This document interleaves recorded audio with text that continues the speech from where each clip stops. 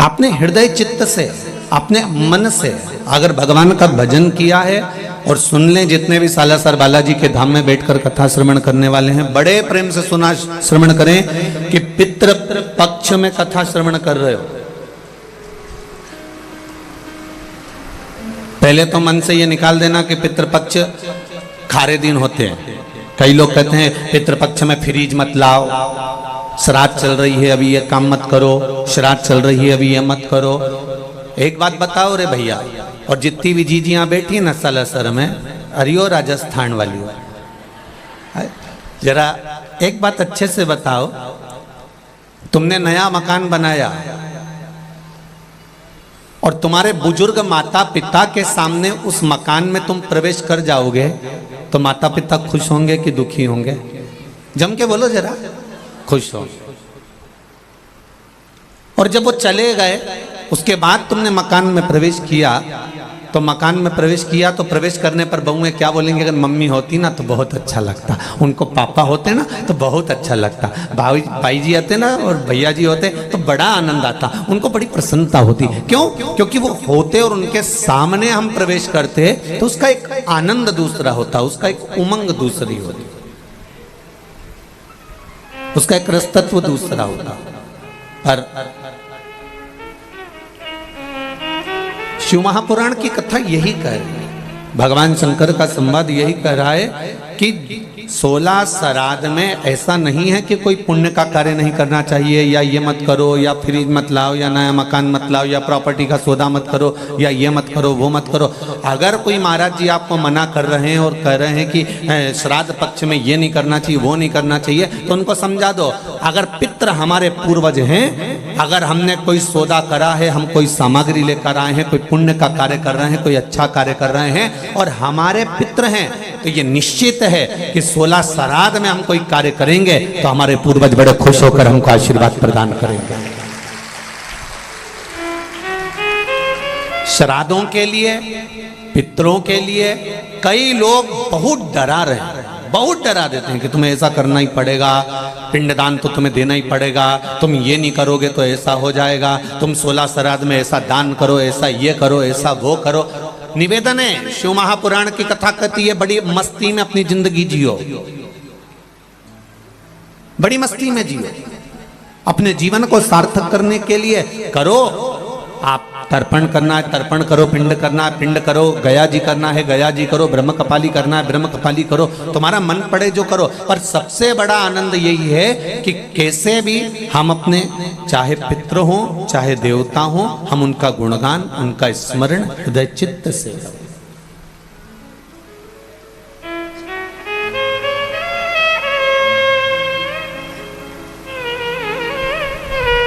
खूब करो। मृत्युलोक, और मृत्युलोक के ठीक ऊपर है पितृलोक, पितृलोक के ठीक ऊपर फिर आगे जाकर देवलोक, फिर देवलोक से और ऊपर जाकर स्वर्गलोक। ऐसे क्रम हमारे यहां बने हुए हैं कि मृत्युलोक से ठीक ऊपर की ओर पितृलोक है।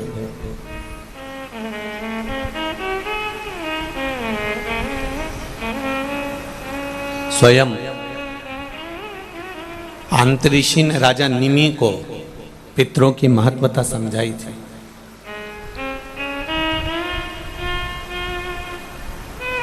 और शिव महापुराण का श्री बालाजी, श्री हनुमान जी, श्री हनुमत शिव महापुराण की जो कथा 5 दिवसीय चल रही है, इसमें एक स्मरण करिएगा। आपके पास में कुछ देने के लिए नहीं है, आप किसी को कुछ नहीं दे सकते, तो श्राद्ध पक्ष में जब आप भगवान शंकर का आराधना करें तो 27 मनके की माला से अगर आप भगवान शिव का नाम जप कर रहे हैं, 27 मनके की माला से आप भगवान का भजन कर रहे हैं, 27 बार आप मुख से भगवान का नाम ले रहे हैं, 27 बार आप भगवान का स्मरण कर रहे हैं, तो ये श्राद्ध पक्ष में आपने तर्पण करा ना करा, पिंड करा ना करा, गया गए ना गए, आपने कुछ दिया ना दिया, आपने कुछ प्रदान करा ना करा, पर 27 बार भगवान शंकर का नाम या राम का नाम या कृष्ण का नाम आप अगर अपने पूर्वजों के निमित्तार्थ भी ले लेते हैं तो शिव महापुराण की कथा कहती है कि श्राद्ध पक्ष में उन्हें गया पिंड तर्पण ब्रह्मकमाली का फल मिल जाता है और उनकी मुक्ति निश्चित हो जाती है। कितनी बार जपना है? केवल 27, केवल 27, उससे ज्यादा कुछ। और यदि 27 बार आप भगवान का नाम नहीं भी जप सकते और आपको लग रहा है कि पितृ दोष के 4 लक्षण आपके पास में, पितृदोष के 4 लक्षण बड़े होते हैं। पहला, घर में एक ना एक बीमार पड़ा रहता है, एक ठीक होगा एक बीमार होगा, एक ठीक होगा एक बीमार होगा, ये पितृदोष का लक्षण। दूसरा, 1 रुपये कमाया 1.25 रुपये खर्च हो रहा है, कहीं ना कहीं पैसा आके रखाता है और 2-3 दिन में पैसा चले जाता है, साथ में रखा हुआ भी धन जा रहा है, पितृदोष का लक्षण है। तीसरा, घर में जितने सदस्य हैं आपस में किसी ना किसी बात के पीछे उनमें क्लेश बना रहता है, मन मुटाव बना रहता है, थोड़ी थोड़ी बात में कुछ ना कुछ क्लेश हो जाता है। 5वां, घर के बच्चे चिड़चिड़ प्रवृत्ति के होते जा रहे हैं। तो ये 4 लक्षण पितृदोष के बताए हैं। इन पितृदोष का निवारण आप गया जी चले जाएं, ब्रह्म कपाली करा लें या तर्पण दे दें या पिंड दे दें, उससे अधिक फल शिव महापुराण की कथा कहती है। आप शंकर भगवान के मंदिर में जब 1 लोटा जल लेकर जाते हैं, शिव जी को 1 लोटा जल जब समर्पित करते हैं तो उस जल को धीरे धीरे 27 बार आप पंचाक्षर मंत्र, षडाक्षर मंत्र या श्री शिवाय नमस्तुभ्यम बोलकर अपने पूर्वजों का स्मरण कर कर जो 16 दिन उस एक ही कलश, बार बार 27 बार कलश नहीं भरना है, जो लोटा भरकर लेकर गए हो, कलश भरकर लेकर गए हो, उसी को 27 बार आपको केवल शिव जी पर गिराना है। जो 27 बार जल एक ही कलश का समर्पित कर देता है उसके पूर्वजों को तुरंत मुक्ति फल प्राप्त हो जाता है, उसको फिर तर्पण आदि की जरूरत नहीं पड़ती। जल तो रोज चढ़ाते हो ना आप लोग, रोज जाते हो ना, सारी समस्या का हल 1 लोटा जल। आप अगर शिव जी के मंदिर रोज जा रहे हो, शंकर जी के मंदिर रोज जा रहे हो, प्रतिदिन जल चढ़ाने जा रहे हो, तो थोड़ा सा नियम चेंज करेंगे अपन। 16 दिन अगर हम शंकर भगवान को जल चढ़ा रहे हैं, आप कहेंगे गुरुजी अभी तो हमारे 2-3 दिन निकल गए, कोई बात नहीं, जब जागे तब सवेरा। कोई जरूरी है कि वो पीछे के 2-3 दिन निकल गए तो हम कैसे नहीं, आप कल से प्रारंभ कर दो कि शिव जी के मंदिर में जब जल चढ़ाने जाओ तो जल को 27 बार धीरे धीरे कर कर चढ़ाना प्रारंभ करिए। 16 श्राद्ध पूरे होंगे, नवरात्रि आएगी, दीपावली आएगी और नवरात्रि से और दिवाली के बीच में आपको खुद ये फल प्राप्त हो जाएगा कि आपने 27 बार जो जल चढ़ाया है उसका फल मिला कि नहीं मिला, आपको मिला कि नहीं मिला, घर में शांति हुई कि नहीं हुई, घर में आनंद आया कि नहीं आया, संपदा बढ़ी कि नहीं बढ़ी, वैभव आया कि नहीं आया। केवल 16 दिन पूर्ण हुए, नवरात्रे और दिवाली के बीच का समय आप अंदाजा लगाकर बैठ जाए। भोला सब दुख काटो भारा, ओ भोला सब दुख काटो भारा, शिव शंकर जपूं तेरी माला, भोले बाबा जपूं तेरी माला, भोला सब दुख काटो भारा, ओ भोला सब दुख काटो भारा। भगवान की शरणागति का सुख क्या होता है, भगवान की शरणागति का फल क्या होता है? महाराज, एक पक्षी सागर के तट पर, समुद्र के तट पर थोड़ी देर का सत्संग करता है, भजन करता है, कीर्तन करता है किसी संत की शरणागति में बैठकर, तो वो सागर पार जो माता सीता लंका में बैठी है उनको देख लेता है। शिव महापुराण की कथा कहती है जो दिल से एक क्षण की भी शिव महापुराण की कथा सुन लेता है, शिव कथा कहती है वो महादेव का कृपा पात्र हो ही जाता है, चाहे कैसे भी श्रवण करे।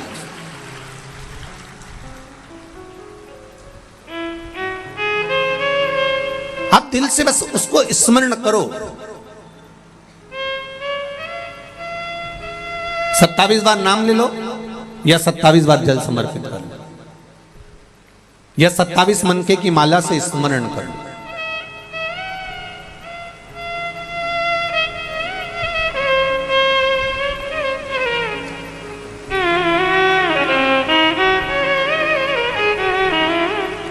चौबीस 24,000 श्लोक की ये शिव महापुराण की कथा है। जिसने दिल से सुनी है, ये पत्र भी हमने इतने सारे तो पढ़े नहीं हैं, पर थोड़े जो इधर पढ़े हैं देखिए, इसमें लिखा है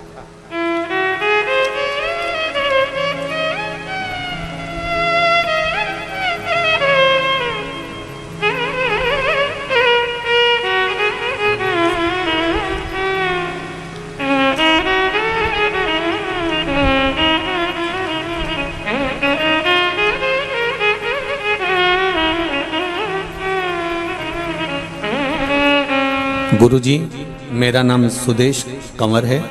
मैं गांव गोगामेणी, तहसील भादरा, जिला हनुमानगढ़ से हूँ। कहीं बैठी हो तो हाथ हिलाइएगा। आप ही हैं?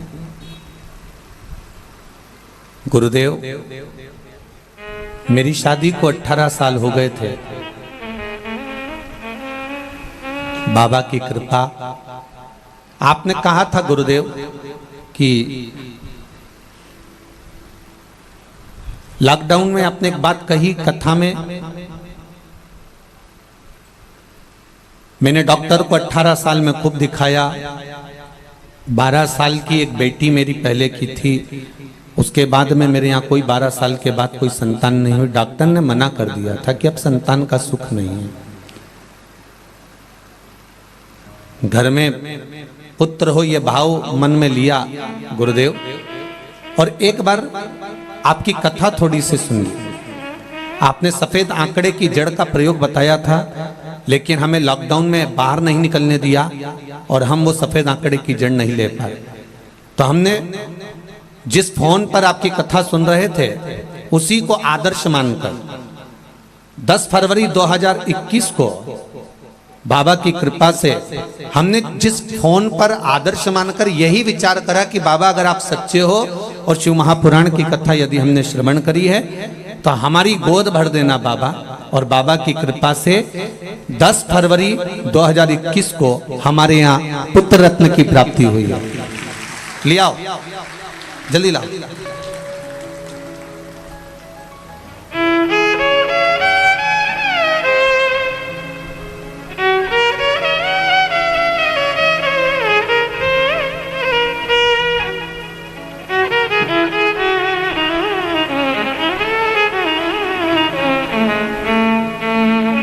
12 साल के बाद बाबा ने मेरे जीवन में खुशियां दी है गुरुदेव। मैं धोख लगाने के लिए प्रणाम करने आई हूं कि बाबा ने मेरी झोली भर दी है। भोला सब दुख काटो,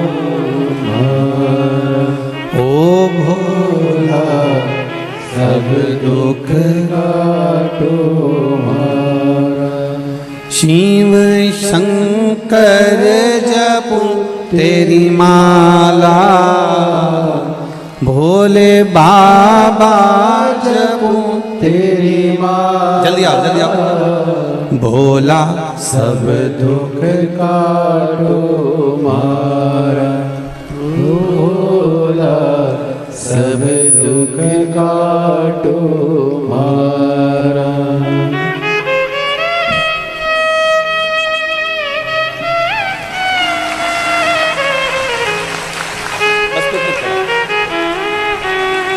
जोरदार ताली बजाइए शिव शंकर के प्रसाद के लिए। और उन्होंने इस बेटे का नाम क्या रखा? शिवम रखा है। जोरदार ताली बजाएं इस बालक के लिए। बहुत बहुत साधुवाद।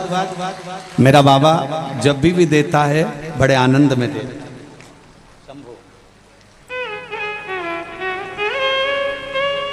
शंभो। एक पत्र और बड़ा सुंदर आया, देखिए। शंभो शंभो।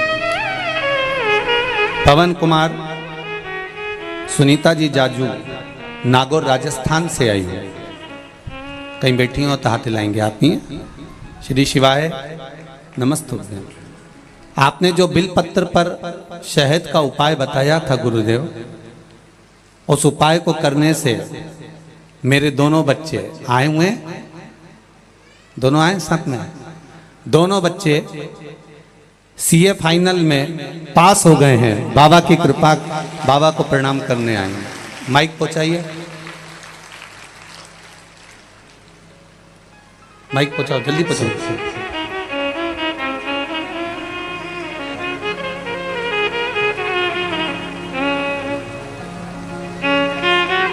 हाँ बढ़ाते जाओ, एक दूसरे को देते जाओ। ले ली बाबू, लेकर मत जाओ, एक दूसरे को देते जाओ। हाँ देव जल्दी बढ़ाओ, हाँ बढ़ाते जाओ। हाँ दीदी बढ़ाइए, शंभू बढ़ाते जाओ, बढ़ाते जाओ। पीछे वो सीए वाले बच्चों को पहुंचाओ। हाँ देते जाओ, आगे बढ़ाओ। बाकी सब लोग बैठ जाओ, बाकी सभी लोग बैठ जाइए। श्री शिवाय नमस्तुभ्यं। बाबू क्या नाम है आपका? शुभम। शुभम जी। श्री शिवाय नमस्तुभ्यं। श्री शिवाय नमस्तुभ्यं। पहले तो आपको बहुत बहुत बधाई बाबू, धन्यवाद दोनों को, कि आप दोनों बहन भाई बड़े आनंद के साथ में, दोनों को बहुत बहुत साधु था, बड़े बड़े आनंद के साथ में कि आप सीए बने। कौन सा वाला उपाय करा था आपने?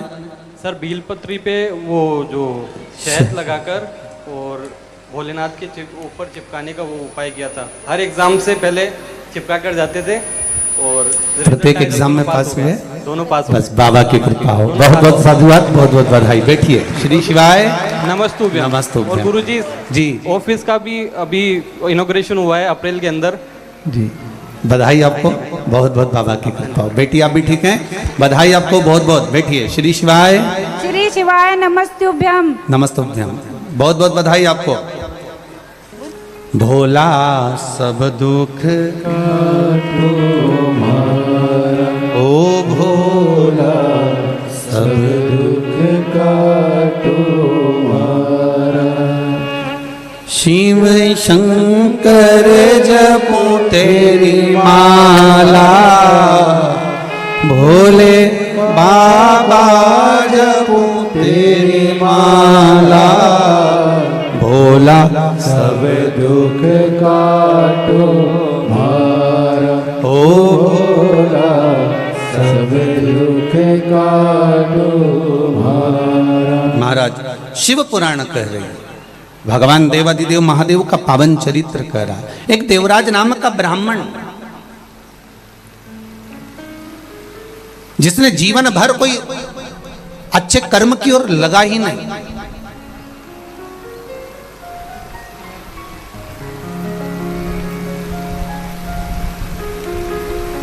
बड़ा सुंदर बात है संत श्री रविदास जी की। संत श्री रविदास जी की बड़ी सुंदर एक बात है।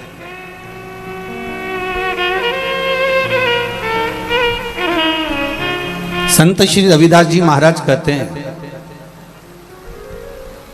कोई जात से नीचा नहीं होता।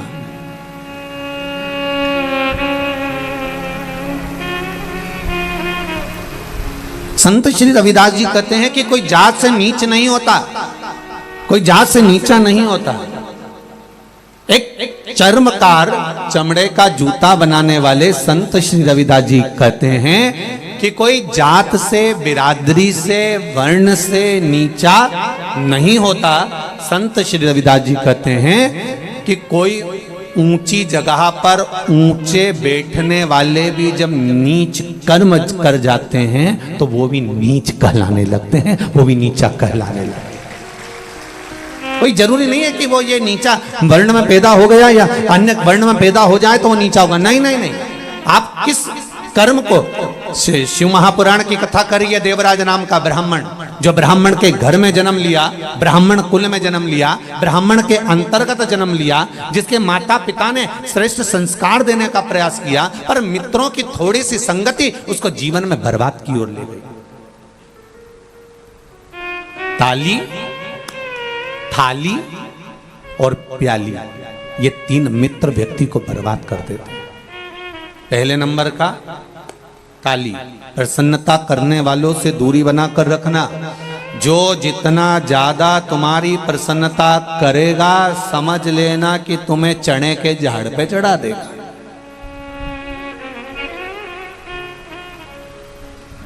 सुन लो री राजस्थान वाली जी जी, अच्छे से सुन। कोई प्रसन्नता करे और अपन वहां से बढ़ लो, तुरंत बोल दो हर हर महादेव, श्री शिवाय नमस्तुभ्यम। भैया हम तो जा रहे हैं, अब हमारे बस की बात नहीं, क्योंकि तुम ज्यादा प्रसन्नता करो तो सुनना नहीं अपने को, अपन को चल देना को। हो सके अहंकार आ जाए तो, अभिमान प्रकट हो जाए तो, जरा से में काम बिगड़ जाए तो, नहीं नहीं नहीं सुनना बिल्कुल, अपन तो चल दो बस, हो गया। हो राम जी हो, चलो।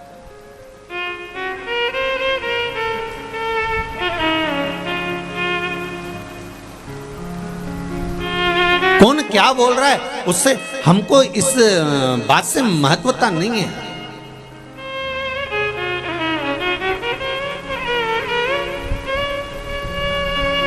कल परम पूज्य 1008 संत शिरोमणि श्री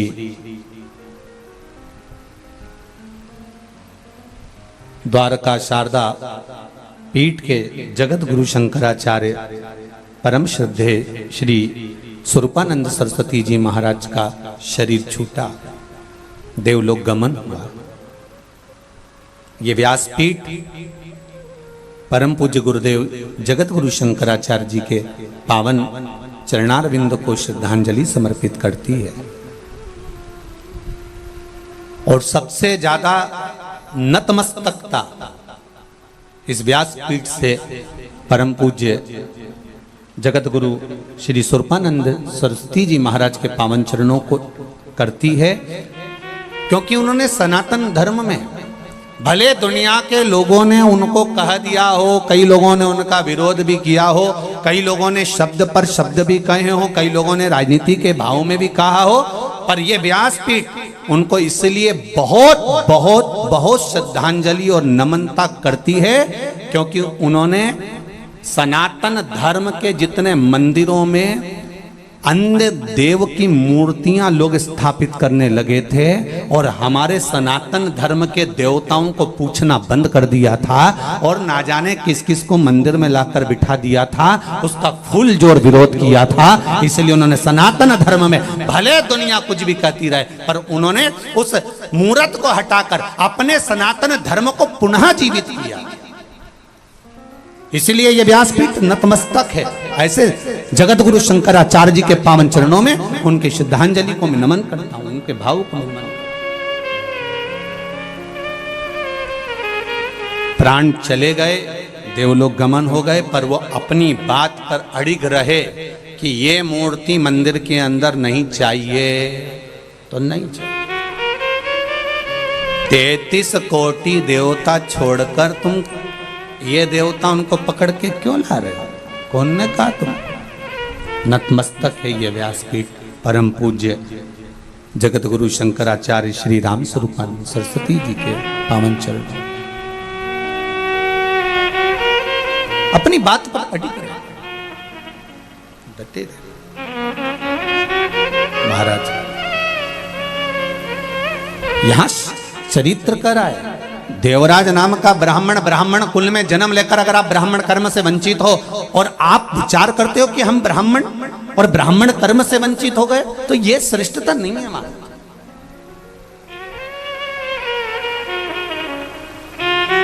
कितना गौरव महसूस होना चाहिए कि आप अच्छे घर में जन्मे हो, कितना गौरव महसूस होना चाहिए कि आप अच्छे कुल में जन्मे हो, कितना गौरव महसूस होना चाहिए कि आपको भगवान की सेवा प्राप्त हुई है, कितना गौरव महसूस होना चाहिए कि भगवान ने हमारा हाथ पकड़ कर रखा है, कितना गौरव महसूस होना चाहिए कि हमारे कंधे पर यज्ञोपवीत है, कितना गौरव महसूस होना चाहिए कि हमारे मस्तक पर शिखा है, कितना गौरव महसूस होना चाहिए कि हमारे मस्तक पर तिलक है, कितना गौरव महसूस होना चाहिए कि हमारे माता पिता हमारे साथ में रह रहे हैं, कितना गौरव महसूस होना चाहिए कि हम सनातन धर्म में जुड़े हुए हैं। देवराज नाम का ब्राह्मण कुल में जन्म लेने के बाद भी चोरी करता था, वेश्यावृत्ति करता था, गलत काम करता था। खूब समझाया माता पिता ने, पर नहीं माने। खूब समझाया, नहीं माने। अंत। दुनिया मन का धन कर सकती है, पर अंत तो अंत है। और देवराज नाम का ब्राह्मण चोरी का धन लेकर शिवजी के मंदिर में गया।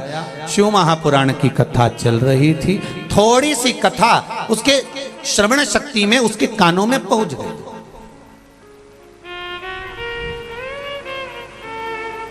थोड़ी सी कथा,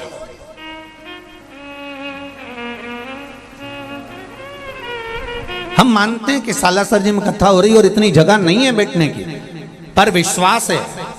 आप अपनी गाड़ी पर, ये लोग दीवालों पे चढ़ चढ़ कर कथा सुन रहे हैं, कोई कहीं चढ़ा है, कोई कहीं बाउंड्री पर चढ़ा है, कोई कहीं बैठा है, तो भले आप कहीं पर भी बैठे हो, पर ये शिव महापुराण की कथा का एक शब्द भी आपके कानों तक पहुंचा है, आपकी झोली तक पहुंचा है, तो ये निश्चित है कि वो अमृत अगर कहीं प्राप्त हुआ है तो उसका फल मिलेगा जरूर, उसका फल जरूर मिलेगा।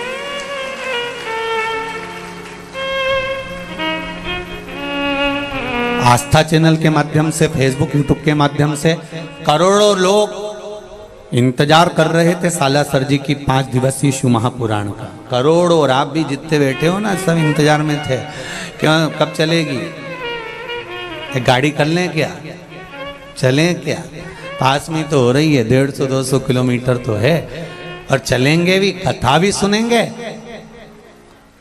और बालाजी सरकार का दर्शन भी कर लेंगे। अब तो वो कहते हैं ना कि वो